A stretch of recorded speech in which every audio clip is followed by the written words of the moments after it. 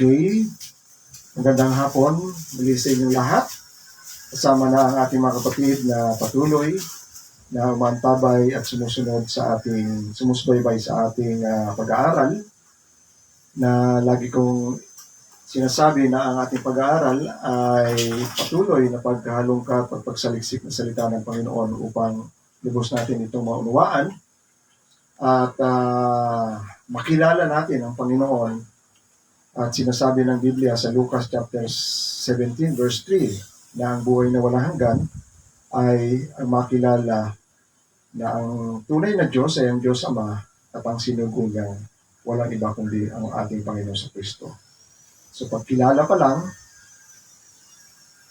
ng lubusan sa ating Panginoon ay buhay na walang hanggan na para sa atin. So ngayon po ay patuloy natin tatalakayin ang nasimulan nating paksain tungkol sa pagparito ng Panginoon. Sa araw na ito ay meron lang akong 3 puntos na gusto kong linawin sa inyo. At yung una ay kung bakit lalo akong natutuwa at nakasisiguro na ang iglesia ay tunay na hindi papasok sa tribulation dahil meron ng salita, hindi dahil sa salita lang ni Apostol Pablo na sinasabi sa Thessalonica na we are not appointed unto wrath. Hindi tayo nakatalaga sa puot ng Diyos but to obtain salvation, hindi magkamit ng kaligtasan sa pamamagitan ng ating Panginoon sa Kristo. So yan po yung isa sa mga salita na ginagamit na pinagbabasihan natin.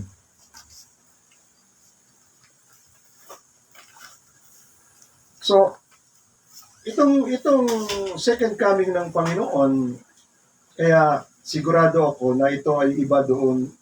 Itong coming ng Panginoon sa rapture ay iba doon sa second coming. Marami ng bagay na pinaghambing tayo na hindi talaga magtutugma doon sa rapture. Pagdating sa pagdi-describe o paglalarawan sa literal na pagparito ng Panginoon, dahil isa diyan ay sinasabi doon sa rapture o sa the coming of the Lord sa rapture, isa sa hindi masyadong napupuna na sinasabi sa 2 Thessalonica, 2 Thessalonica, ay para siyang kasabay ng pagparito rin ng Antichrist. Whereas doon sa second coming, iba ng event yun. Hindi nalilitaw ang Antichrist, kundi ang Antichrist ay namamayani na dito sa lupa. So ano sabi riyan sa 2 Thessalonians chapter 2 verse 1? Sabi riyan, ngayon aming pinamanhik sa inyo mga kapatid tungkol sa pagparito ng ating Panginoong Jesucristo. So pag pumarito ang Panginoon, anong gagawin niya? At ang ating pagkakatipon sa Kanya, yung gathering, ika-gather niya tayo, yung mga believers. So magkarugtong yan, magkasama yan. Sabi dito, upang huwag kayong madaling makilos sa inyong pag-iisip. Ibig sabihin, huwag kayong maalarma. Quickly shaken in mind and alarm. At huwag din naman kayong mabagabag maging sa pamamagitan man ng Espiritu o sa pamamagitan ng salita o sa pamamagitan ng sulat na waring mula sa amin. Wari na bagang nalalapit na ang karawan ng Panginoong Hesus. So sa Tagalog, isinalin niyan, wari na bagang nalalapit ang kaarawan ng Panginoon. Pero ang original word niyan ay, the Lord has come. Yung dumating na. Kaya nga sila nababahala dahil isip nila dumating na yung day of the Lord. Yung pagparito ng Panginoon, parang feeling nila ay hindi sila nasama. At the same time, parang feeling nila ay yung mga patay ay hindi masasama. Kaya pinalalahanan sila ni Apostol Pablo. Sa verse 3, sabi riyan, huwag kayong padaya kanino man sa anumang paraan, sapagkat hindi ito darating, sapagkat ito'y hindi darating, o hindi, yung day of the Lord hindi raw darating, may event na mangyayaring una. Maliban nang dumating mula ang pagtaliwakas. Sa English yan, let no one deceive you in any way, for the day, yung coming of the Lord, for the day will not come unless the rebellion comes first. Yung rebellion ay apostasya. Ibig sabihin ng apostasya ay defection sa katotohanan, no? Pag-alis o iwan ng katotohanan. So yun muna mangyayari. Ito ay maramihan, no? Ng mga tao na kusang tatanggihan na nila yung katotohanan. Kasi hindi na sila niniwala dahil wala na sila nakita, wala na sila nararamdaman sa mga sinasabi ng Biblia. So iiwanan na nila yon, no? Maramihan yon. So ang tawag sa Tagalog noon ay pagtaliwakas, no? Apostasya sa original word. So pag nangyari yon, lalabas daw. Tingnan nyo, no? Pinag-uusapan dito yung day of the Lord, no? Pagdating ng Panginoon. Pero mahahayag din yung Antichrist. Pag lumabas muna daw o nangyari na daw yung apostasya o defection sa katotohanan, pagtalikod ng maraming tao sa katotohanan, sabi ni Apostol Pablo sa verse 3, at mahahayag, no? At mahayag ang taong makasalanan, lawless man, or the Antichrist sa ibang translation, no? Ang anak sa kapahamakan, son of perdition or son of destruction. Sabi riyan. Doon siya mahayag. Paparito ang Panginoon. Tapos mahayag ang Antikristo. Di magsasama-sama sila dito. Di ba? Hindi. Dito yung Antikristo at ang Panginoon, yung sinasabi sa 2 Thessalonica, na babalik ang Panginoon, bababa mula sa langit, at bubuhayin ng mga patay sa pagtunog ng trumpeta. May malakas na sigaw at bubuhayin ang mga patay at tayo ay dadagitin at magsasama tayo, makakasama tayo ng Panginoon doon sa alapaap. Kaya magiging totoo yung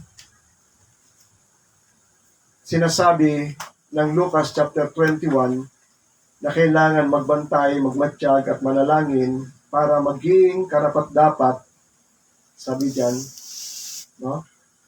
Na makasama, na makatakas sa lahat ng mangyayari. Ang mangyayari saan? Dito sa mundo. Ayan. Worthy to escape all these things that shall come to pass. Makatakas sa lahat ng bagay na mangyayari dito sa mundo. At kapag nakatakas tayo ay makakatayo sa harapan ng anak ng tao. Yan.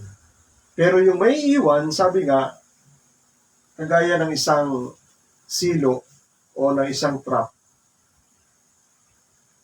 yung mga tao na pinagbili na ng Panginoon na hindi sumunod. Diba? Sabi riyan, take heed, mag-ingat kayo sa inyong sarili, baka ang inyong puso ay mabigatan ng mga kalayawan sa sanlibutan at kalasingan at mga alalahanin ng buhay na ito upang ang araw na yon ay dumating ng wala kang kamalay-malay, sapagkat kagaya ng isang silo, ito ay darating sa lahat ng mga nananahan dito sa ibabaw ng lupa. Yan. So dito sa verse 6, hindi na mangyayari yung pagparito ng Panginoon kasi at yung paglitaw ng Antikristo, hindi siya lilitaw kasi may pumipigil, no? Sinabi sa verse 6, at nalalaman ninyo kung ano ang pumipigil ngayon upang siya ay hindi lumabas o mahayag sa kanyang kapanahunan. So may pumipigil. Ngayon ang tanong ng mga nag-aaral sa Bible, ano ang pumipigil sa Antikristo? Pero sa 1 John, malalaman natin yung espiritu ng Antikristo nandito na. Nag-ooperate na. Pero yung personahe ng Antikristo, hindi pa siya lumilitaw. Ngayon, totoo ba yan na may Antikristo? Totoo. Mismo sa bibig ng Panginoon, sinabi ng Panginoon, pumarito ako sa pangalan ng aking ama, hindi niyo ako tinanggap, pero may paparito sa sarili niyang pangalan, at tatanggapin niyo siya. Ang mismo ang Panginoon ang nagko-confirm. At sinabi rin ni Apostol Pablo dito sa 2 Thessalonica, na lilitaw yan, sinasabi rito, pag lumabas yan, gagawin niya,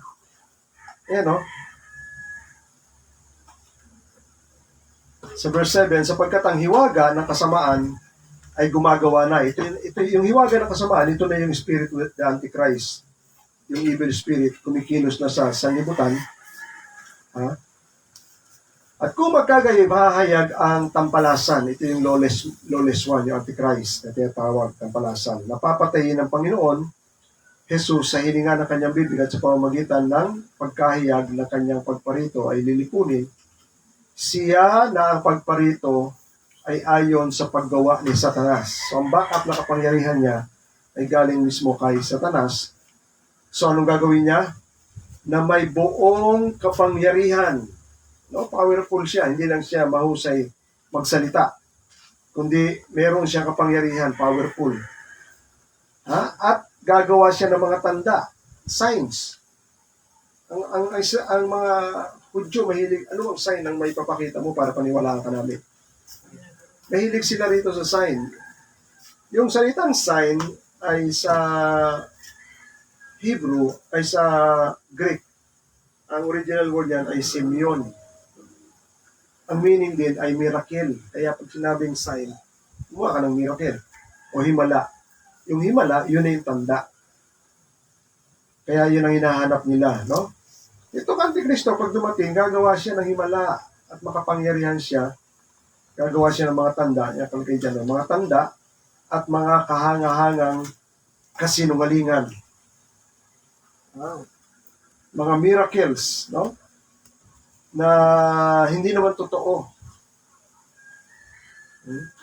Pero kahanga-hanga. Kasi ang tunay na gumagawa ng milagro ay ang Diyos lamang. So, yung sinasabi ko kanina, bakit parang sasabay sila?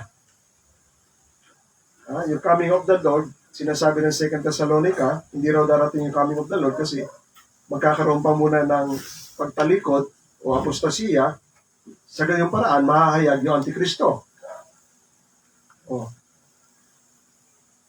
Kasabay sa pagparito ng Panginoon. Kaya nga, tama nga yung sinasabi natin kasi ang pagparito ng Panginoon ay nariyan lang siya sa ere at ika-catch up niya yung mga believers.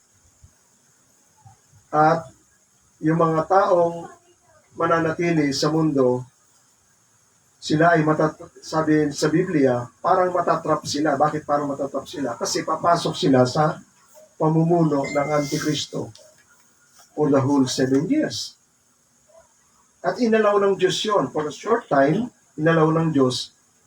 Kasi ang heart ng Panginoon,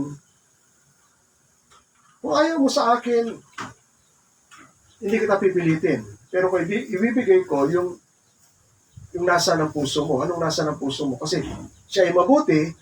Pag hindi ka gumusto sa kanya, saan mo naling sabi, ayaw mo ng mabuti, di ibibigay ko sa iyo yung nasa ng puso mo na masama. Ito ang Panginoon at Diyos na kasamaan. So allow niya yun. Para makita ng tao yung hinahanap niya. At the same time, yun na rin yung punishment ng Diyos. Pag ikaw ay inaanyayahan ng Panginoon sa kabutihan, ayaw mo pumasok sa kabutihan, hahayaan ka ng Panginoon. Yung paghaya o pagbaliwala sa iyo ng Panginoon, yun ay punishment. Kasi mararamdaman mo na lahat ng mga kasamaan pag wala siya. Kasi siya lang ang pumipigil ng kasamaan eh. Pag wala siya, larga ng todo ang kasamaan at yun ay dadanasin ng mga hindi tumatanggap sa Kanya. Iyon na rin ang parusa ng Panginoon para mabuksan yung kanilang mga isipan at manumbalik at humiyaw sila sa Diyos. Tandaan natin, no, sa Book of Revelation, sa 7-year tribulation, meron pa rin diyang salvation. Dahil yung mga magte-testimony sa pangalan ng Panginoon at yung magpapahayag ng mabuting balita, lahat sila ay hindi sila makikiayon sa pamumuno ng Antichrist. Lahat sila ay mamamatay. At makikita sila doon sa ilalim ng altar ng Diyos, no? May dalawang eksena diyan, makikita sila sa ilalim ng altar ng Diyos. Ayan, no? When he opened the fifth seal, I saw under the altar the soul of those who had been slain for the word of God. Nagbabahagi sila ng salita ng Diyos. Pero wala nang tatanggap doon. O kukunti na lang ang tatanggap doon. And for the witness they had borne. Ano yung witness na yun? Nag-witness sila sa pangalan ng Panginoon. So lahat sila papatayin at ang kaluluwa nila ay mapupunta roon sa ilalim ng altar ng Diyos. At sila ang hihingi ng justisya. Sabihin nila sa Diyos, O Sovereign Lord, how holy and true, how long before you will judge and avenge. Sinasabi ko sa inyo, no, yung salitang those who dwell on the earth. Ayan, no? Ipaghiganti mo kami. Saan? Kanino? Those who dwell on the earth. Iyan yung, no? For as a snare shall it come on all of them that dwell on the face of the earth. Sino yung mamumuhay, mananahan dito sa ibabaw ng mundo sa panahon na yan? Sila yung papatay doon sa mga nagbibigay ng testimony. Papatayin nila lahat yun. Ganun katindi ang labanan doon. No? So, sabi riyan, hindi pa raw siya mahahayag kasi may pumipigil. Sa verse 6, and you know what is restraining him now so that he may be revealed in his time. For the mystery of iniquity do already work. Only he, nakalagay dyan only he who letteth. Tanging siya lang ang mag-aalaw until yung hinayan ay maalis. Doon lang mahayag yung Antichrist. Ngayon ang tanong, any possible ba na ano ba ang makapangyarihan talaga para makapigil dun sa Antichrist para siya ay hindi muna mahayag? So, ang Diyos lang. Diba? Pero in what way? In what way? Number 2, alam natin Diyos, pero sa paanong paraan? Di ba sa panahon natin ngayon sa Grace at Church Age, dito ibinuhos ng Diyos yung Espiritu. So yung Espiritu, probably, yung Espiritu. Ano pa ang pumipigil? Yung iglesia, yung mga believers. No, kasi hindi pa lumilitaw yung Antichrist. Kung sino-sino na inakusa nila Antichrist, yung Papa Antichrist, si Obama Antichrist, si Elon Musk Antichrist, lahat kinikwentahan nila. Talagang gusto na nilang ihiyag. Tama lang yun kasi iyan sinasabi natin na mag-watch. No? Nagwa-watch talaga sila. Pero ang sabi sa Bible, He, na siyang hanggat siya'y maalis, Ngayon sa tingin nyo, ano ba yung hina dyan? Ito rin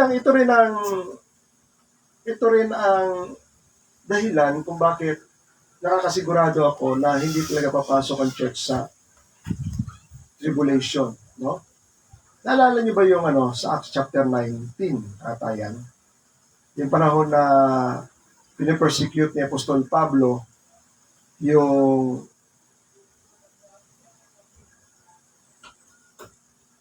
mga iglesia. Kumuha siya ng letter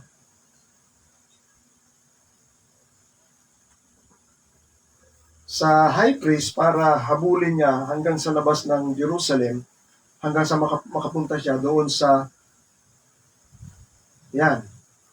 makapunta siya, nung napapatay niya si Stephen, lalo pa siyang ginanahan na habulin palalo yung mga against sa Judaism. Humingi pa siya ng letter para puntahan yung mga believers na naroon sa Damascus. Sabi ng Bible, still breathing, no? Yung nagngangalit pa yung kanyang poot. Still breathing threat and murder against the disciples of the Lord, went to the high priest and asked for letters to the synagogues at Damascus. Ang punteriya niya, yung mga kapatiran na naroon sa Damascus. So that if he found any belonging to the way, ang tawag pa nila sa grupo ng Panginoon ay the way, ang daan. Men and women, he might bring them bound. Hilahin niya, kaladkarin niya papunta sa Jerusalem para ipakulong o kaya ay kastigo. Now as he went on his way, he approached Damascus, and suddenly a light from heaven shone around him. And falling to the ground, he heard a voice saying, Saul, Saul, why are you persecuting me? At sinabi ni Saul, Who are you, Lord? And he said, I am Jesus, whom you are persecuting. But arise and enter the city, and you will be told what to do. So sa madaling sabi, kinumpronta siya ng Panginoon at doon na siya nabulag. No? Yung pagkakita niya ng matinding liwanag, nabulag siya, hindi niya na alam gagawin, at inutusan na dyan si Ananias, dahil si Saul pa siya noon, ay pumunta na siya sa isang tahanan. At doon na siya naman lagi, doon siya rin nasumpungan o nahanap ni Ananias. Pero ano napansin nyo sa usapan nila ng Panginoon? Sabi ng Panginoon sa kanya, Saul, Saul, why are you persecuting me? Ang tanong, sino ba talaga ang pinipersecute ni Saul? Mga believers. Ibig sabihin, yung church, lahat, the body of the believers, lahat. Pero ano ang sentimiento at anong feelings ng Panginoon? Siya ang pinipersecute. Kasi katawan niya tayo eh. Tayo ang katawan ni Kristo. Kapag pinipersecute ang iglesia, nararamdaman ni Hesus Kristo na siya ang pinipersecute. Alam nyo? So, yan ang sinasabi rin ni Apostol Pablo nung naunawaan na niya ang hiwaga ng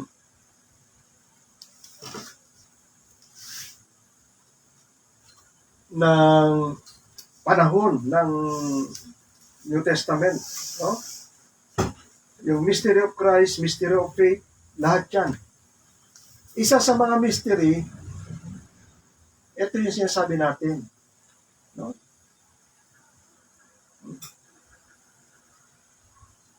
Yan, mystery of Christ, yan. Pati yung Gentiles daw ay makakasama maging sa mga Israel. Ano yung mystery na yan? Ayan. 1 Colossians chapter 1, verse 27. To them, sabi niya, God chose to make known how great among the Gentiles, gaano kadakila sa mga hentil ang kalooban ng Diyos sa pagpili sa kanila are the riches, ang kayamanan ng kanyang kalwalatian ng hiwagang ito. Ano yung hiwaga na yon? Si Kristo ay nasa inyo. Si Kristo ay nasa inyo.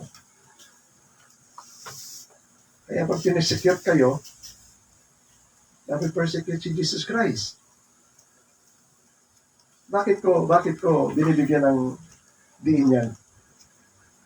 Kasi ang sabi, only he who now letteth will let until he is taken away.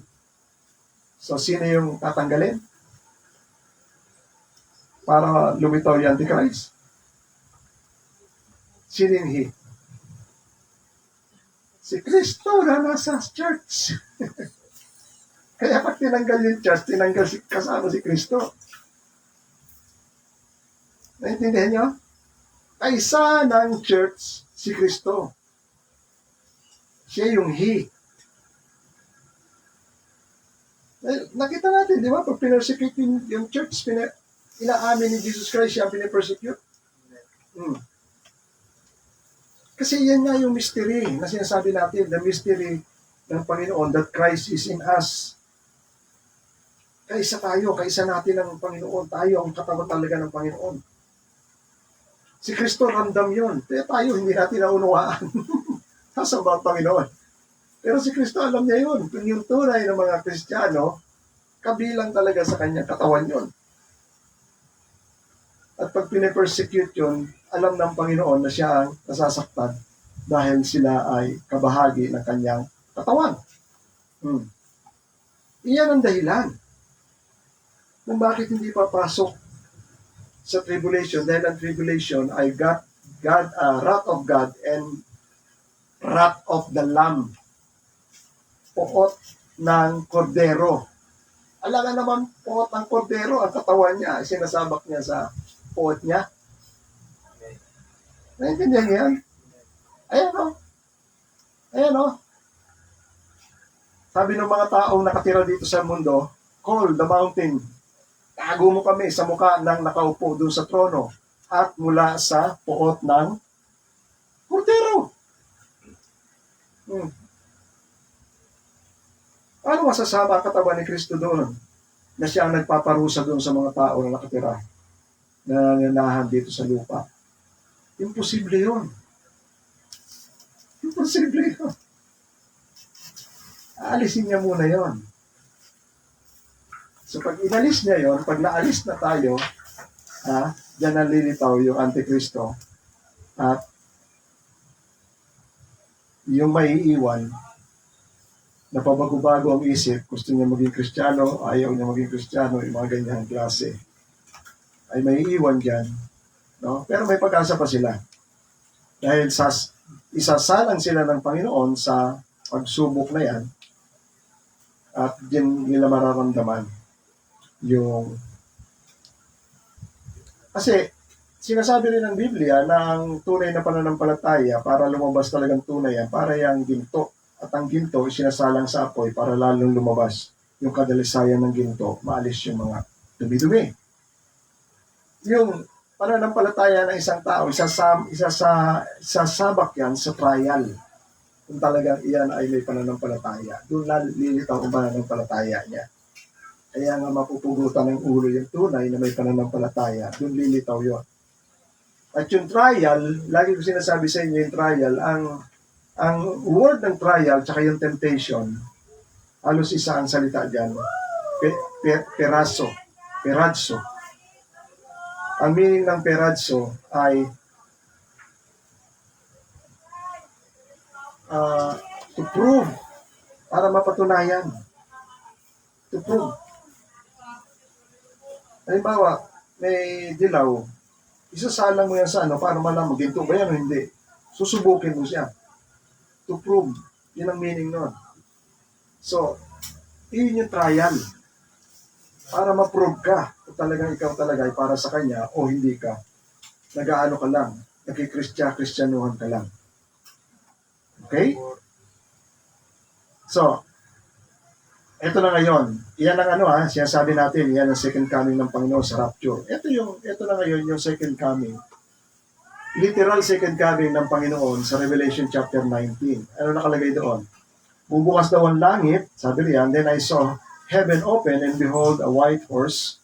The one sitting on it is called faithful and true and in righteousness. Nakita niyo ang pagbabalik ng Panginoon literal. Anong gagawin niya? Sa rapture, anong gagawin ng Panginoon pag bumalik? Dadagitin, magliligtas. Yun ang literal na pagliligtas. Dadagitin niya yung mga mananampalataya para isama niya sa kanyang sarili. Iyon ang pangako ng Panginoon sa John chapter 14, di ba? In my Father's house there are many mansions. Gagawa ko kayo ng mga dakong patutunguhan doon. At matapos ko kayo gawa ng dakong patutunguhan, ay ako'y babalik upang kayo ay kunin ko sa akin, kung saan ako naroon, paroroon din kayo. Iyon yung fulfillment ng promise ng Panginoon, ako'y babalik. Ito, iba to. Pagbalik niya, hahatol siya at makikipag-gera. Tapos sinabi ko sa inyo, di ba? Doon sa coming of the Lord sa rapture, halos kasabay, lilitaw din ang Antikristo. Di ba? Dadagit, tapos sa baba, lilitaw yung Antikristo. Dito, hindi. Namamayani na ang Antikristo. Ayan, no? I saw, sa verse 19, ang kasama ng Panginoon, yung armies of heaven. Pagbaba niya, nakadamit ng puti, sumusunod sa kanya na nakasakay din sa puting mga kabayo. Ano sabi sa 19? And I saw the beast. Sino yung beast? Yung Antichrist. And I saw the beast, kasama yung mga hari ng mundo, kasama yung kanilang mga sundalo. Anong gagawin nila? Magtitipon sila upang makipaggera doon sa bababa. To make war against him who is sitting on the horse and against his army. Kita niyo ang event? Ang layo. Magkaiba yung event. Dito, nasa baba na yung Antikristo. Hindi sasabay sa kanya sa pagdating niya. Naghari na siya sa baba. Ang pagbaba ng Panginoon, hahatulan na sila at gigirahin sila. Kaya nakita nyo, iba? Sa coming of the Lord, halos sabay na lilitaw sila. Pag nawala yung iglesia, lilitaw yung Antichrist. At doon na siya mag-umpisa maghari. Pero dito, sa literal coming ng Panginoon, naghahari na siya sa lupa. Bababaan siya ng Panginoon para girahin siya at itatapon sila. Tinan nyo, kasama pa niya ang false prophet. Huhulihin ang Antikristo, huhulihin din yung false prophet. Alam niyo ba yung false prophet? Lilitaw yan sa kalagitnaan ng 7 years tribulation. Dahil yan ang maghihimok para ang mga tao ay magpatatak dito sa ulo at saka sa kamay. Sa Revelation chapter 6 yan, ay 13. Basahin ko Yan lilitaw yan. Yan yung first beast. Ito yung second beast. Tingnan natin yung second beast. Sabi riyan, then I saw another beast rising out of the earth. It had 2 horns. It exercised all the authority of the first beast in the presence and makes the earth and all its inhabitants worship. Siya ang nagtutulak para sambahin yung unang halimaw, yung Antikristo. Gumagawa rin siya ng sign. Sabi dito, it performed great sign. Even making fire come down from heaven. Ang ginagaya niya, propeta. Kaya nga false prophet siya. Ginagaya niya si Elijah na nagpababa ng apoy sa langit. Siya rin magpapababa ng apoy para paniwala na siya ay galing sa Diyos. Pero ang nakalagay dyan, para dayain daw yung mga nakatira dito sa lupa. Namansin niyo? To deceive those who dwell on earth. Telling them to make an image for the beast that was wounded by the sword and yet lived. And it was allowed to give breath. Tapos nakalagay dyan, it also caused both small and great, rich and poor, slave or free, to be marked on the right hand and on the forehead. So nakita nyo, sa pagbaba ng Panginoon, second coming, naka-establish na itong beast at saka yung false prophet. Pero doon sa second coming, doon sa rapture, lilitaw pa lang yung Antichrist. Wala pa yung false prophet, lilitaw pa lang yung Antichrist. Sasabay sa pagparito ng Panginoon.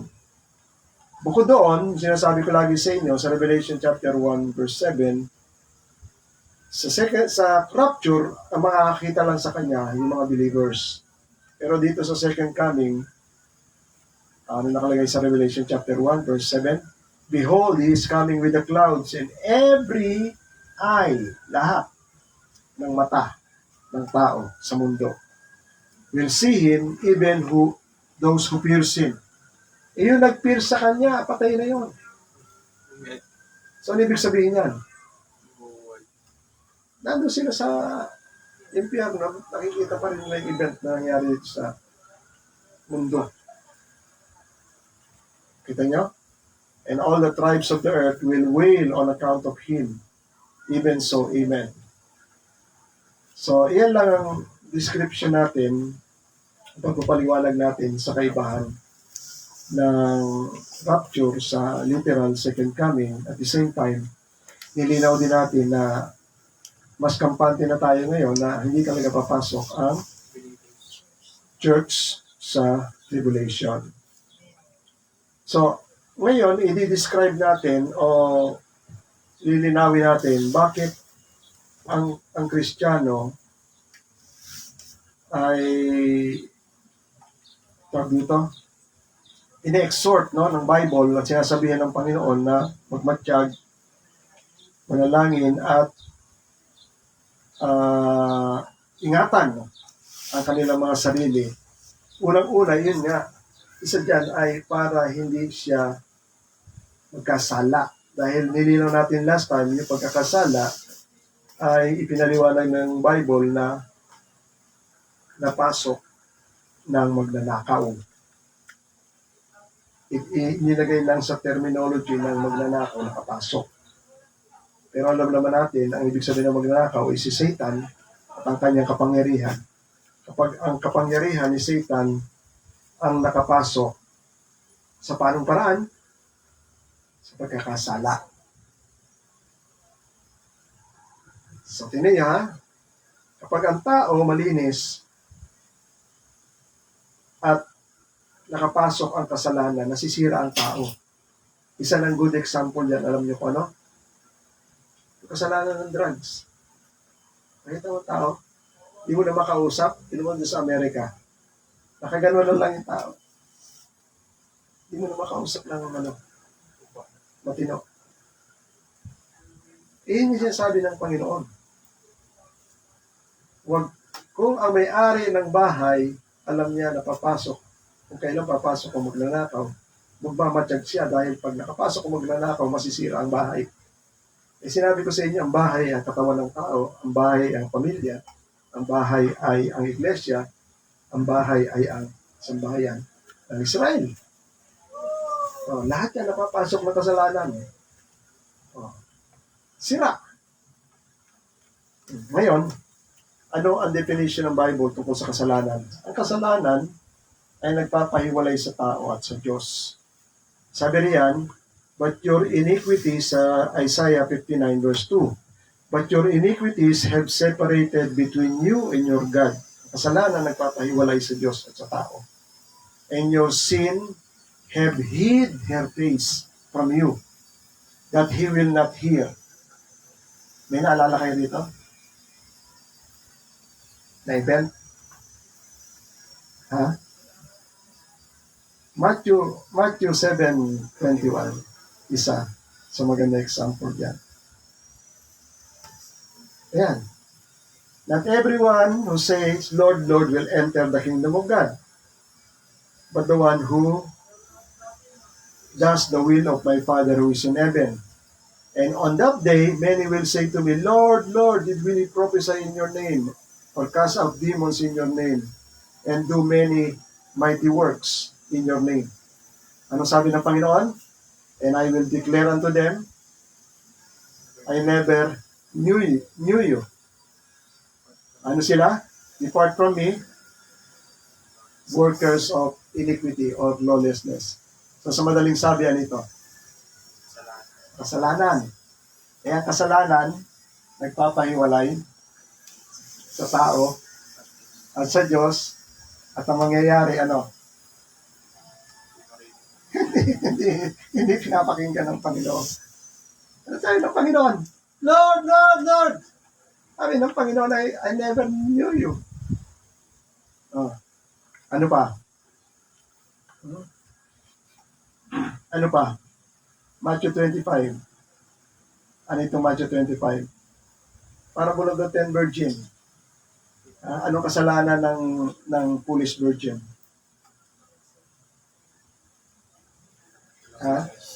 Walang langis. Walang langis. Kaya walang ilaw. Di ba pinaliwanag ko na sa inyo yan? Yung lalagyan.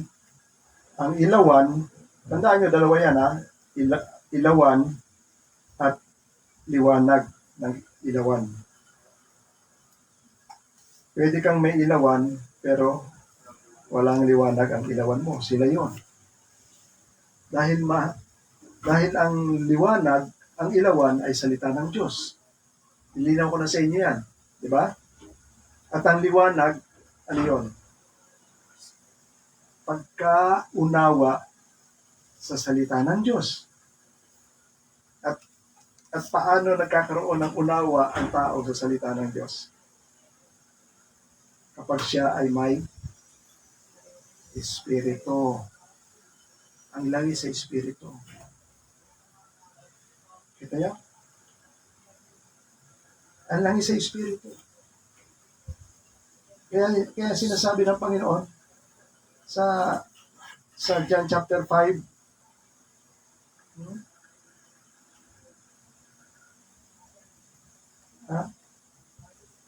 ano sabi ng Panginoon sa mga Pariseo at saka mga priest? Sinasaliksik nyo ang kasulatan sapagkat nalalaman nyo may buhay na wala hanggang doon. At yan ang nagpapatotoo sa akin. So sa madaling sabi, may salita sila ng Diyos, may Torah sila, sinasaliksik nila, pero hindi nagliliwanag, hindi nagbibigay sa kanila ng pag-intindi yung mga salita na sinasaliksik nila. Dahil kung nagbigay sa kanila ng pangunawa, yung paglitaw pala ni Kristo, kilala na nila. Naintindihan niyo?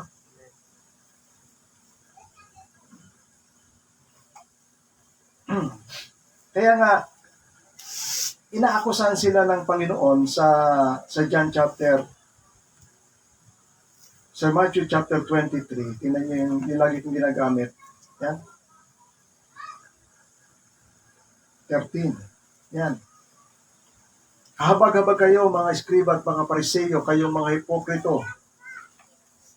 Sinasarado nyo ang kaharian ng langit sa harap ng tao. Ngayon, ang tanong ko sa inyo, paano mo intindihin siya na yung mga eskriba ay nagiging instrumento para masara yung pintuan ng langit? Ano ba ang pintuan ng langit?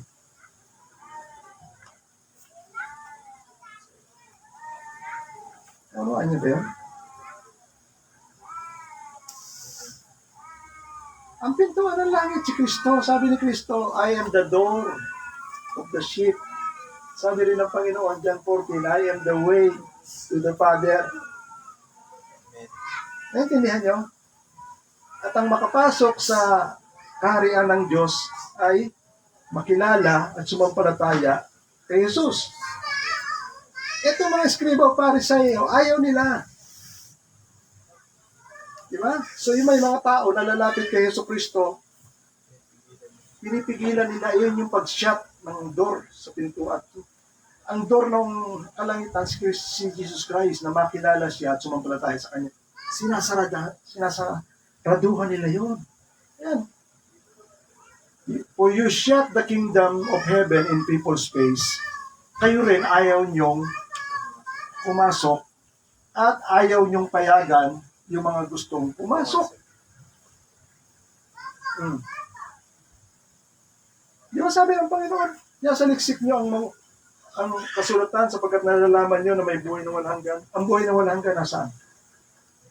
Kay Kristo. Yun yung tubig na ibibigay niya. Sabi ng Panginoon, at yung mga kasulatan na yan, iyan ang nagpapatotoo sa akin. Balik tayo roon sa sinabi natin kanina.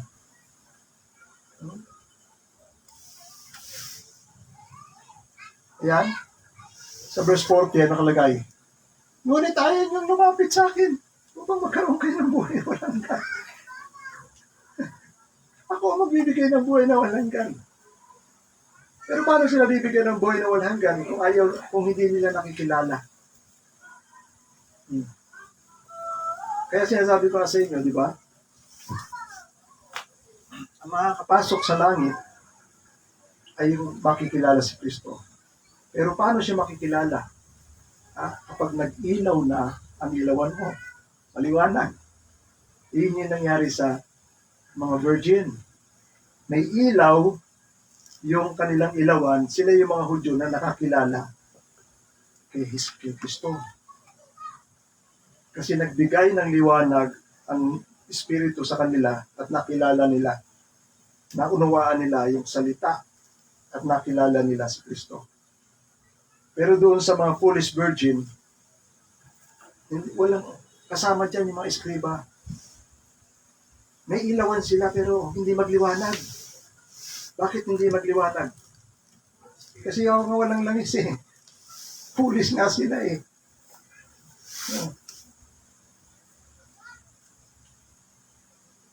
So kaya yun ang kasalanan nila. Kaya nung sila ay yung Matthew 25, anong kasalanan nila? Hindi nila nakilala ang Panginoon. Kaya yung later on, pagbalik nila, sabi, bumili muna kayo ng ano. Di natin alam, di mas sinabi sa Bible kung nakabili na sila. Pero bumalik sila, Lord, Lord, Lord, buksan mo ang pinto. Ayan sa verse 11. Afterward, other virgin came also. Lord, Lord, open to us. Ngunit sabi ng Panginoon, truly I say unto you, parehas doon sa Matthew 7:21, I do not know you.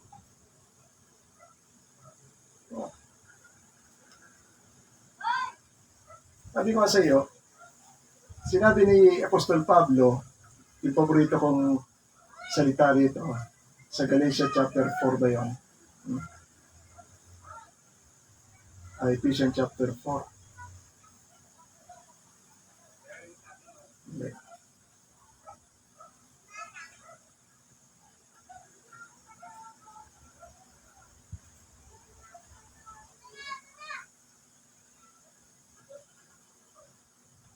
Yan. Diba? Baliktaran. Pag talagang nakilala mo si Jesucristo, nakikilala ka rin ni Kristo. O sa madaling sabi, pag nakilala mo si Kristo sa matuwid at maayos na paraan dahil sa kanyang salita, kikilalanin ka rin ni Kristo. I-acknowledge ka rin. At pag nakilala ka ng Panginoon, pag nakilala mo siya at sa madaling sabi, kikilalanin ka ng Panginoon, titinggin na yung panalangin mo na makapasok. Di ba? Kilala ka eh. Di ba? Pero yung hindi nakakakilala, hindi makapasok yun. Kasi napatay nga yung ilaw eh. At isang good example dyan, yung mga Pariseo. Another good example dyan, si Pilato. Di ba? Sabi ni Pilato, hari ka pala eh.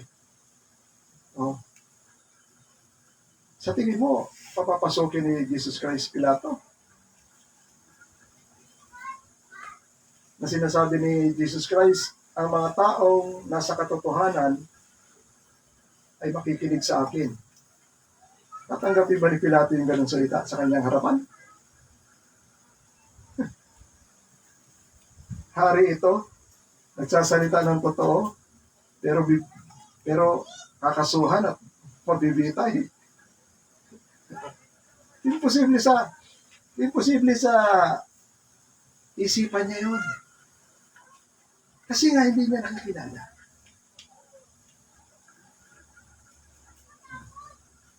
Kaya lagi natin sinasabi, makilala lang si Jesucristo, buhay na walang hanggan na yun. Kasi pag nakilala mo siya, talaga magpapasakop ka sa Kanya. At i-acknowledge ka ng Panginoon. Kasi kilala mo siya. Pero yung kasalanan, tulad na nangyari sa mag-asawa, si Eva at Adan, di ba? Nung nagkasala sila, ano ba, nakalapit ba sila sa Panginoon? Sila mismo ang lumayo sa Panginoon. Kaya nga tama yung sinasabi ng Bible, ang kasalanan ang talagang natural na magpapahiwalay sa iyo sa Panginoon. Ikaw kasi magkakaroon ng natural na takot. Nagkaroon din sila ng kakaibang pakiramdam na hubad sila. Matagal na sila hubad. Kasi yung kahubaran na yon ay may kinalaman sa pagkakasala nila at may karugtong doon, nahihiya sila. Doon napapasok yung kahihiyan. Kaya nga laging magkasama ang kasalanan at kahihiyan. Kasi ang kahihiyan, ang kasalanan, pag nabisto, aani ito ng, pag nahayag ang kasalanan, aani ng kahihiyan. Sino ba ang magmamalaki sa mga kasalanan ginagawa nila? By nature, walang magmamalaki. Ano ba? Sabi sa Proverbs chapter 5, verse 22, ano ang kasalanan? Ang kasalanan ay tali o tanikala na gumagapos sa isang magkasala. Sabi rin sa Proverbs 5:22, his own iniquity shall take the wicked himself, and he shall be holden. Ano yung holden? Mahahawakan. And he shall be holden with cords, tali. And he shall be holden with cords of his sin. Kaya, kala niyo madali makawala sa kasalanan? Hindi niyo alam, may spiritual na tali yan na nakatali. Kaya nga sabi di ba, yung Hebrew chapter 12, iwaksin nyo na ang mga pabigat. Yan yung mga pabigat nakatali sa iyo. Hindi ka makatakbo sa takbuhin pananampalataya. Ano pa? Hebrew chapter, sasabi ko lang, Hebrew chapter 12, kasalanan ay pabigat sa takbuhin pananampalataya. Wherefore, seeing also, we also are encompassed, napapaligiran, about with so great a cloud of witnesses, napapaligiran ng mga napakaraming mga martir, no? Ang witness kasi ay martir. Na nagtagumpay na sa pananampalataya. Kaya sabi ng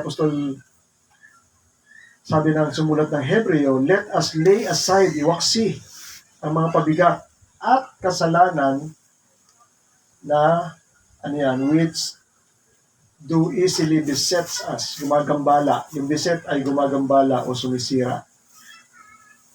Besets us, and let us run with patience the race that is set before us. Kaya halata mo talaga yung mga tao na may pabigat at may mga kasalanan. Automatic yun, unti-unting mawawala sa church yun. Kasi nga, yun ang nagpapabigat sa kanila. Nawawala na yung joy. Diba? Yung sinabi niya nung nagkasala si David sa Psalm 51, naalala niya? Cast me not away from your presence, O Lord, and take not thy spirit from me. Restore unto me the joy, kasi nawala na yun, of my salvation. Nawala na yun. And renew a right spirit within me. Ang kasalanan ay nagiging pintuan para makapasok ang kapangyarihan ng Satanas na kamatayan. Romans chapter 5, verse 12. Sabi riyan, wherefore, as by one man sin entered into the world, and death by sin. Pag may kasalanan, pasok ang kamatayan. Ang kamatayan, tandaan niyo, hindi yung napupugtog, hindi yun. Ang kamatayan ay kapangyarihan ng Satanas. Hebrew chapter 4 ata yan. Ay Hebrew chapter 2. Tingnan niyo yung Hebrew chapter 2. Ayan. Kasi nyo. Since therefore the children share in flesh and blood, Jesus himself likewise partook the same flesh and blood, that through his death he might destroy the one who has the power of death. That is the devil. Kita niyo? Ang kapangyarihan ng Diablo ay kamatayan. Ano pa?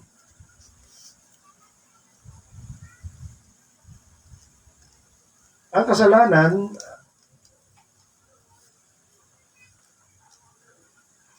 Ephesians 4:26, ang kasalanan ay lugar, daan o pintuan o mga bagay na mahahawakan ng Diablo. Pwede siyang lugar na pwedeng makatayo siya roon, di ba?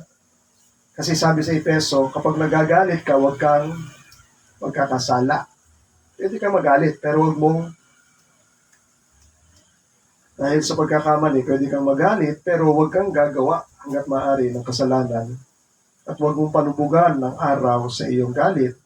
At huwag mong bibigyan ng pintuan, ng pagkakataon, opportunity, o ng pintuan ang Diablo.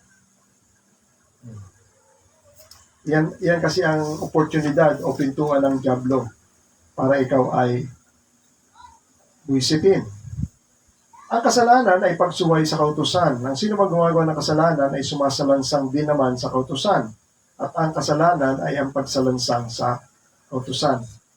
So, yung huling tagubili ng Panginoon, utos yun.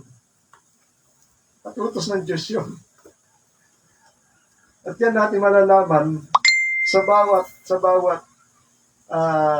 hindi pagsunod, ultimo sa kaduluduluhang tagubili ng Panginoon. Yung huling-hiling tagubili ng anghel, galing sa Panginoon yon. Sa pamilya ni Lot, huwag kayong lilingon. Tagas na ulo niya. Wala na ba siya lilingunin? Lumingon pa siya. Nakasama ba siya? Hindi siya nakasama. Along the way, natrap siya. Kasama siya roon sa mga binagsakan ng hatol ng judgment. Okay? Sa Revelation chapter 12 verse 10, Satan is the accuser. Kaya ayaw talaga ng Panginoon dahil ayaw ng Panginoon mabigyan ng punto na may pang-a-accuse. Kaya nga ang Panginoon namatay at sa kanyang kamatayan, perfecto yun. Sabi sa Hebreo, sa kamatayan, minsan lang na ginawa ng Panginoon ay napapaging ganap niya ang mga taong lumalapit sa Diyos. Napapaperfecto ng sacrifice ni Jesus Christ. Di katulad ng sakripisyo ng mga hayop, hindi napapaperfect yung mga tao na lumalapit sa Diyos. Hindi dahil ayaw ng Diyos tanggapin sila, hindi. May mag-aakusa. At meron laging legal rights yung nag-aakusa. Revelation chapter 12 verse 10, And I heard a loud voice in heaven saying, Now salvation and power and the kingdom of our God and the authority of his Christ has come. For the accuser of our brethren has been thrown down, who accused them, nakita niyo? 24/7 ang kanyang trabaho, who accused them day and night before God. Napakasipag nitong, napakasipag nito accuser na to. Wala siyang pinalalampas, 24/7 ang kanyang, ang kanyang trabaho. Walang overtime yun,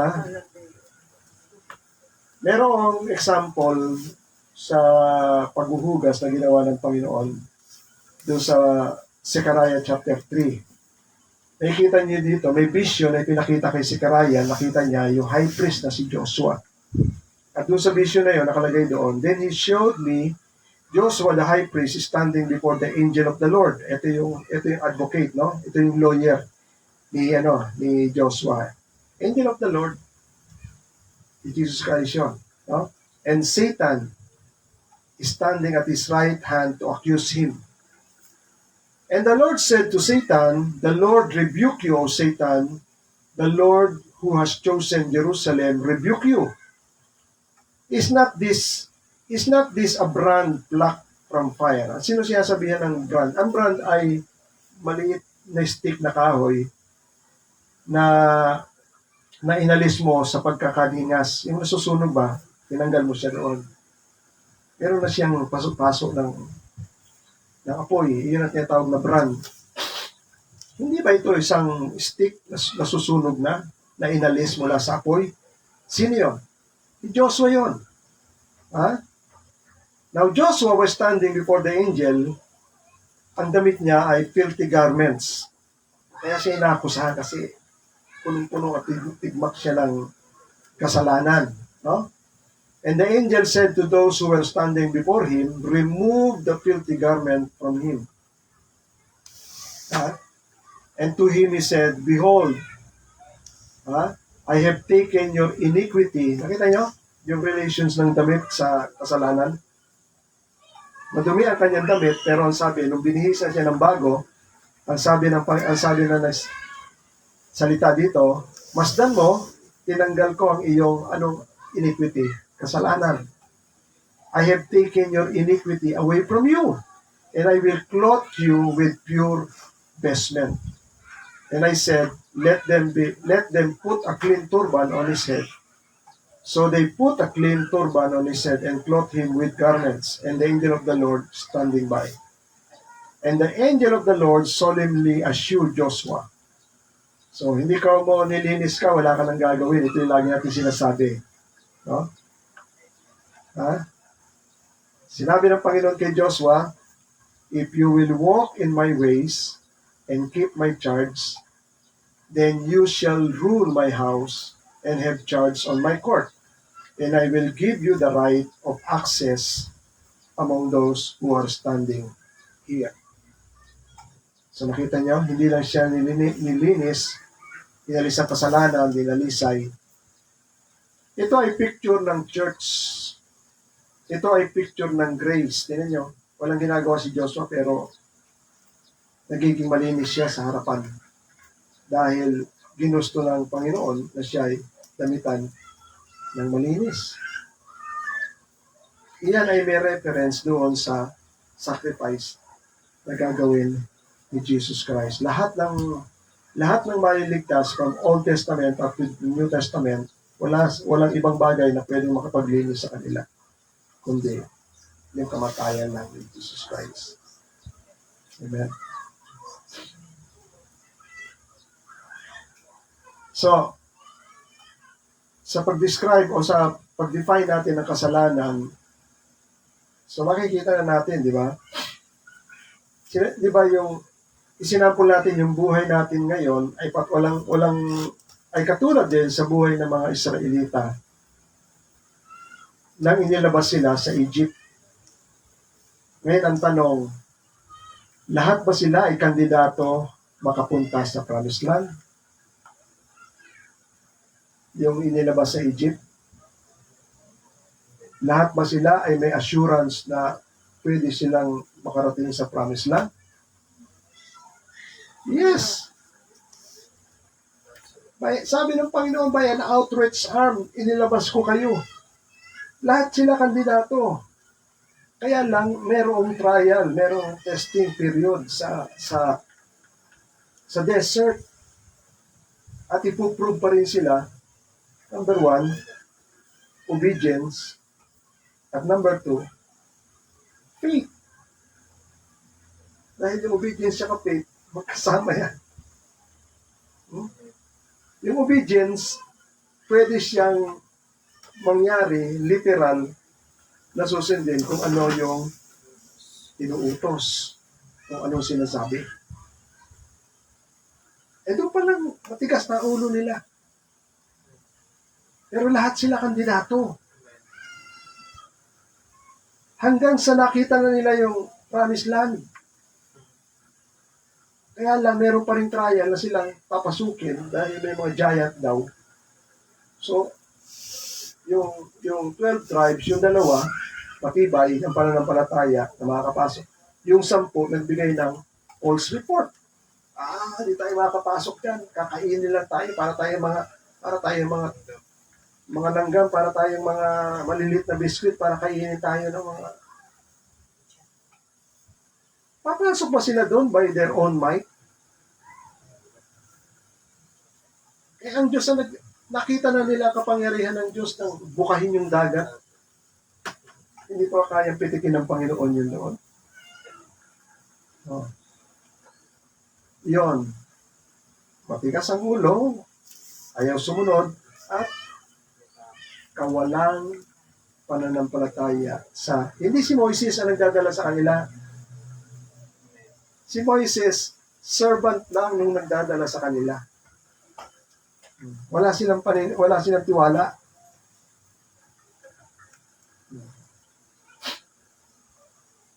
So, dadalihan ko na lang ito. So, kaya ko nililinaw, ito yung unang puntos, yung pagkakaiba ng rapture sa second coming, at the same time yung kung bakit hindi makakapasok ang church sa tribulation. Ngayon, dinidefine natin ang kasalanan dahil para makita natin bakit hindi nakakapasok yung virgin, bakit hindi nakapasok yung mga kumakatok sa Matthew 7:21.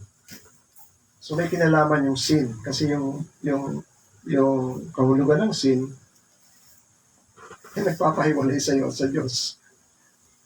Nagpapabigat sa takbuhin mo. No? So ilan lang yan sa mga at may tali siya na kapag nagkasala ka ay hindi ka madaling makawala.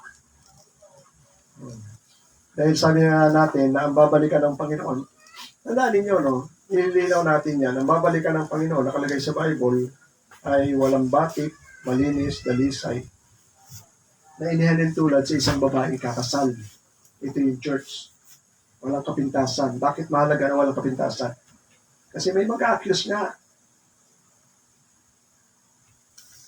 Bukod pa ron, yung pintas ay magiging tanikala mo para hindi ka maisama sa kaligtasan. Pero yung sinasabi natin dito, hindi ka kagad mapupunta sa eternal damnation. Papasok ka uli sa isang trial. Ito na yung pagpasok sa tribulations. Pati yung wicked servant, pati yung mga natutulog. Lahat yan, mga Christian yan, nakiklaim na Christian, kaya lang wicked servant, mga sleeping, tsaka yung mga nagdumi ng kanilang mga damit.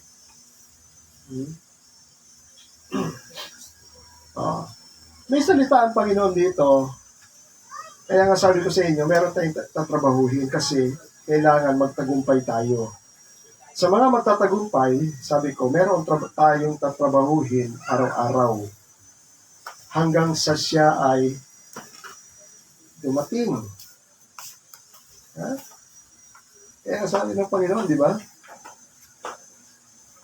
Sinabi ng Panginoon, John 16:33, I have said these things that you may have peace. In this world, sabi ng Panginoon sa mga disciples, you will have tribulation. Kayo ay magkakaroon ng kapigatian, pagsubok, mga persecution. But take heart, I have overcome the world. Napagtagumpayan ko na yan.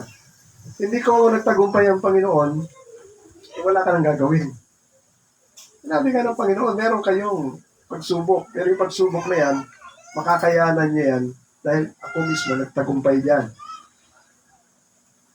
Ngayon may nagsasabi sa Biblia, sa ibang mga iglesia na dahil may salita sa Bible, na yung mga Christian daw, automatic, sila ay overcomer. Talagay sa Bible.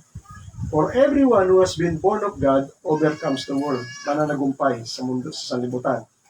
And this victory that has overcome the world, even our faith. Who is it that overcomes? Sino daw nakakapag-overcome sa sanlibutan?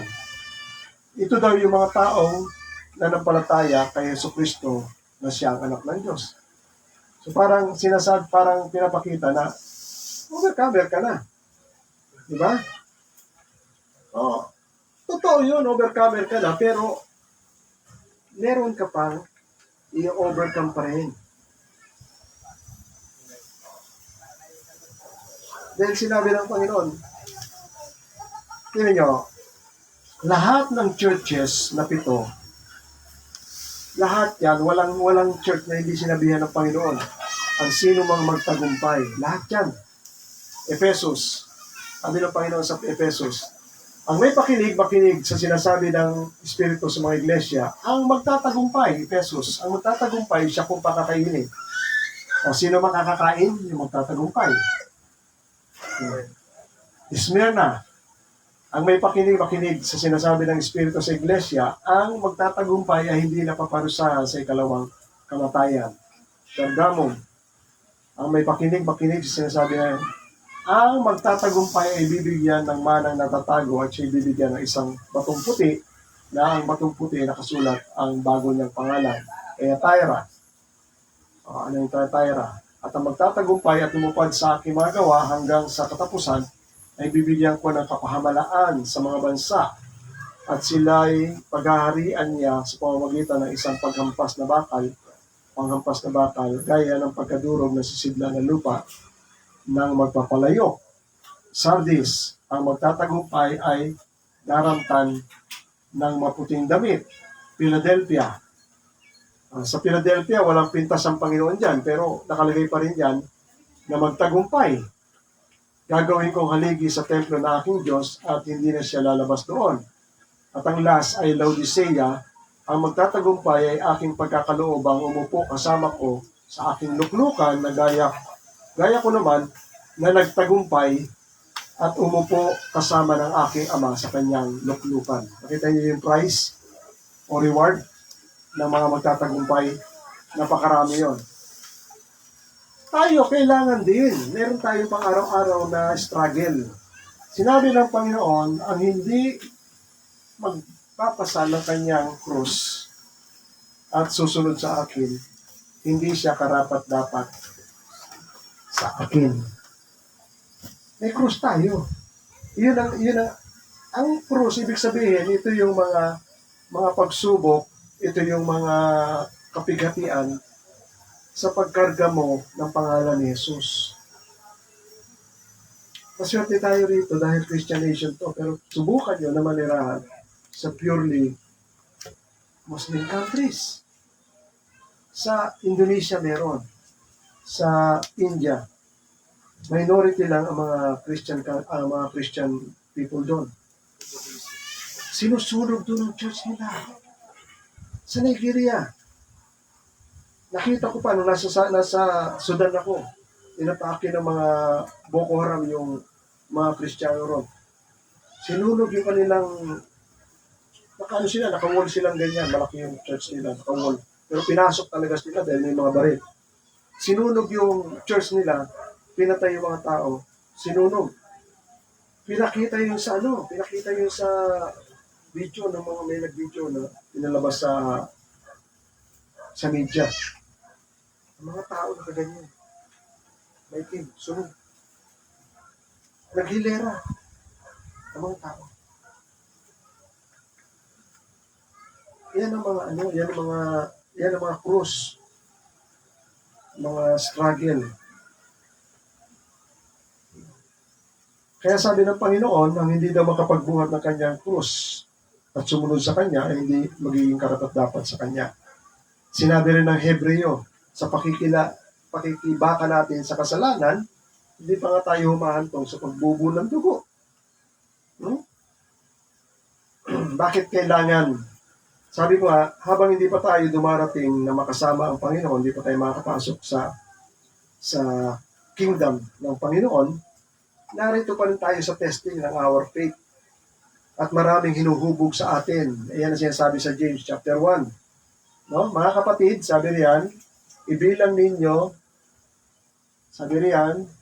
mga kapatid, ibilang ninyo na kagalakan kung kayo ay makakadanas ng iba't ibang pagsubok. Nalalaman nyo, sabi riyan, na ang pagsubok ninyong pananampalataya ay gumagawa ng pagpapahinuhod o pagpapasensya o pagdidisiplina sa iyong sarili, no? Katyagaan. nagiging matyaga ka, nagiging mapagtimpi ka. Dahil sa pag testing ng iyong pananampalataya. But let patience, hayaan nyo na ang pagtsatsaga ay magawa niya ang kanyang perfectong gawa upang ikaw ay maging ganap at kumpleto na hindi na nangangailangan ng anumang bagay. Sabihin ko sa inyo, meron na ba kayong pagpasensya? Meron na ba kayong pagpapakumbaba? Meron na ba kayong disiplina? Meron na ba kayong kaambuhan? Isang malaking ginawa sa akin ng Panginoon nung napunta ako sa Sudan. Ito. Pagpapatyaga. Dahil dito, ugali natin dito, pag sinabing bukas sasahod kayo, sasahod talaga kayo. Pero doon hindi, pag kinabukasan, sabihin nila, bukas ulit. Kinabukasan, sasabihin, asan isa, bukas ulit. Yung kasama ko, namamato na ng 2 por 2 sa opisina, binabato nila. Yan ang sinasabi. Kapag magagalit ka, huwag kang magkakasala. Kaya talagang namamato na. Kaya nga nagkaroon kami ng karoon kami ng parang kawikaan, no? Na kapag uwi daw kami papunta ng Pilipinas, magsuot ako ng t-shirt, malagyan ng salita sa likod. I survive Sudan. I survive Sudan. Kasi marami ron talagang hindi nagsusurvive dahil iba talaga ang nila ron. Kultura. Ang dami ron pahirapan. Pagpadala ng pera, no. Talagang, pero sa awa ng Diyos, tinan nyo, naka 10 years din ako doon. So, yung testing ng natin ay para magawa ng Diyos. Magkaroon tayo ng bunga. Alam nyo, bunga yan. Yan ang talagang bunga sa pagsunod sa Panginoon, na talagang bunga ng ginagawa ng Banal na Espiritu. Yung sinabi ko sa inyo kanina, yung testing ng ating pananampalataya ay tinutulad sa ginto. It is in this rejoice, though now, for a little while, if necessary, you have been grieved, ikaw inalungkot by various trials sa iba't ibang mga pagsubok. So that the tested genuineness of your faith, more precious than gold that perish, though it is tested by fire, may be found to result in praise and glory and honor at the revelation of Christ. Yung testing ng inyong pananampalataya ay mapatutuhanan ng Diyos na talagang totoo. Kitang-kita yan. Isang example na kitang-kita na example sa Bible, yung testing ng faith. Saan? Doon sa magkakasama na si Shadrach, Meshach, Abednego. Diba? Anong unang trial nila? Na kapag dumating daw yung malaking statwa na ginawa ng at nagtugtugan na, lahat ay luluhod at sasambahin, sila hindi. Nakatayo sila. Nagalit yung hari. Hindi madali yun. Pero sila matatag. Kitang-kita talaga na talagang tinatayuan nila kung anong pananampalataya nila din. Alam nila na hindi talaga tunay na Diyos yung kanilang sasambahan doon. Kitang-kita yan. Doon makikita ng Panginoon yung katotohanan ng pananampalataya ng isang mananampalataya. So ano pa yung pinapagawa? Bakit may trial tayo? Bakit tayo may gagawin? Ano yung suggestion ng full armor of God? Diba?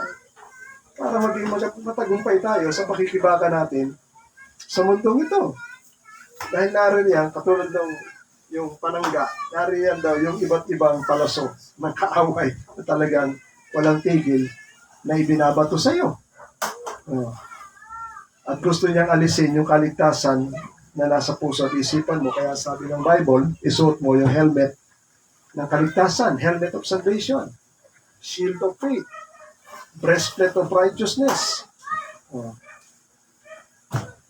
So, yan yung sinasabi ng Panginoon na panatilihin natin yung mga bagay na yan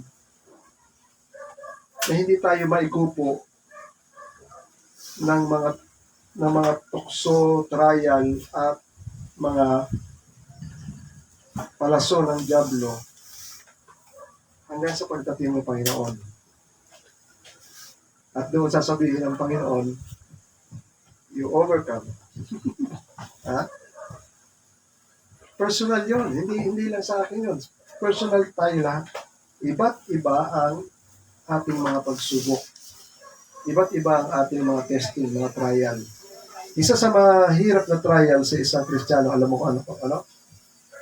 Trabaho. Kung sino yung mga malalapit sa iyo, mga boss mo. Talagang pipilitin ka na gumawa sa mali. Ano pa? Mga magulang mo na hindi mga Kristiyano. Pipilitin ka talaga. Sasabihin nila na pag hindi ka sumama sa amin na magsimba dito sa dati natin sinisimbahan, alisan kita ng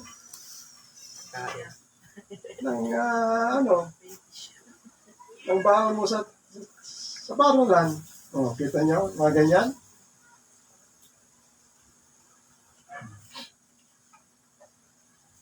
Ang pananagumpay, ito na lang, last, no? Ang pananagumpay sa mundong ito ay sa pananampalataya kay Jesucristo na di mahihiwalay.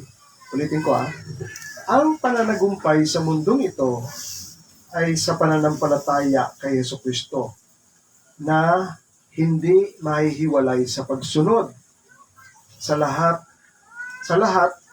at sa mga panghuling utos ng Diyos na dapat natin sundin mainam hanggang sa pagparito niya upang masumpungan tayo na gumagawa ng mga habilin niya na tayo ay malinis, dalisay, matuwid, handa at patuloy na ipinaglalaban ang pananampalatayang ibinigay na minsan sa mga banal. Kaya nga sinasabi ni Jesus, no? Only hold fast, manatiling panghawakan mong maigi kung ano ang meron ka. Ibig sabihin, huwag kang bibitaw. Yun yun. Ay, ibig sabihin, huwag mong babaguhin ang pananalig mo. Huwag kang aalis sa pangalan ni Jesucristo. Huwag kang pupunta sa ibang paniniwala. Manatili ka nangahawak hanggang sa pagparito ng Panginoon. Iyan yun. Iyan yung kailangan natin ma-overcome. Kaya nga, pinagbibilinan tayo ng Panginoon. Basahin ko na lang to sa huli, sa Hebreo.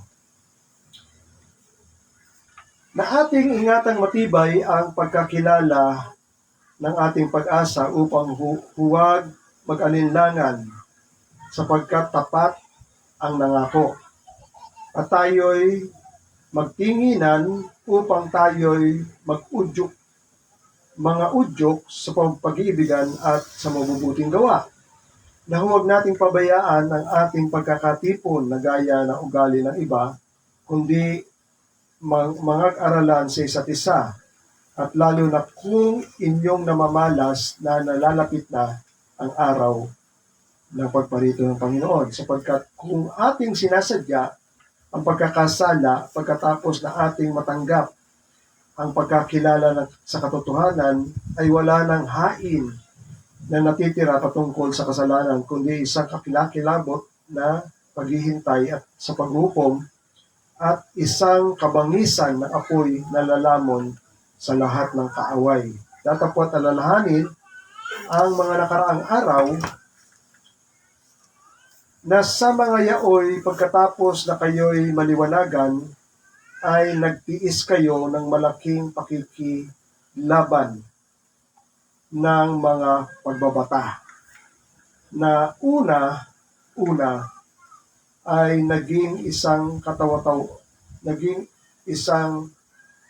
katawa-tawa dahil sa mga pagkasiphayo at gayon din sa mga kahirapan. At sa ikalawa ay naging kasama niyong mga inaring gayon.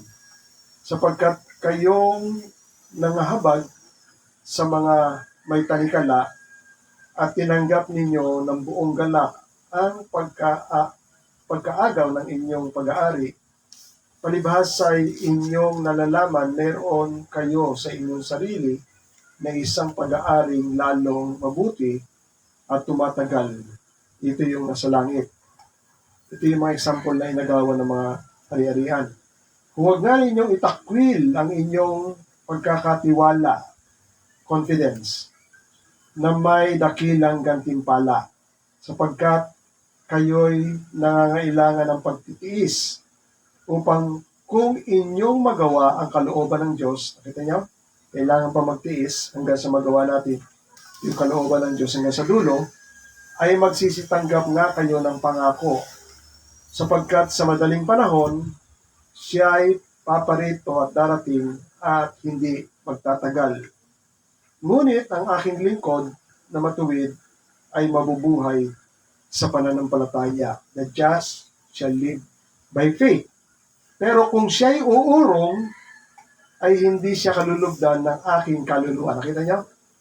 Kung siya daw ay tatalikod o uurong, hindi magagalak ang Panginoon.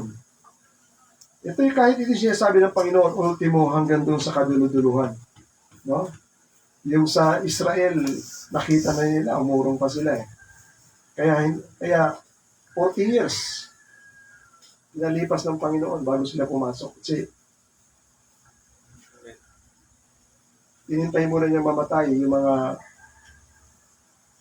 nag-anong yun, nag-complain na yun. No? 40 years, iyon yung tinatawag sa Bible na yung kanilang edad ay mga men of war from 21 pataas. Ito yung mga taong hinintay ng Diyos na mamatay hanggang sa mapalitan ng bagong henerasyon. Ngunit ang aking lingkod na matuwid ay mabubuhay sa pananampalataya at kung siya ay uurong, hindi kalulugdan siya ng aking kaluluwa. Ngunit tayo ay hindi kasama sa mga nagsisiurong upang mapahamak, kundi doon sa mga may pananampalataya sa ikaliligtas ng ating kaluluwa. Amen? Palakpakan natin ang Panginoon. Tayo ay manalangin. Hallelujah. So, yan ang tatlo ha. Yung kasalanan, nakikita natin, at saka itong kailangan tayo managumpay. Salamat muli sa dakilang pagpapahayag ng iyong salita, Panginoon. At marami na naman kaming natutunan at nagiging kumpiyansa kami, Panginoon, sapagkat ang aming pinagbabasihan ay tuwiran ng mga salita mo, Panginoon, sa Biblia na hindi naman mahirap unawain. Salamat, Ama, sa patuloy na pag-akay at pagbibigay mo sa amin ng aral upang lalo kami maging matibay at lalong lumawak ang aming kaalaman at kaunawaan at karunungan sa iyong salita at sa lahat ng iyong mga gawa. Patuloy mo, Lord, na isulat, Panginoon, ang mga salitang ito na di malimutan ng mga anak mo, Panginoon, sa kanilang mga puso. Purihin at pagkilain ka in Jesus' name. Amen. Amen.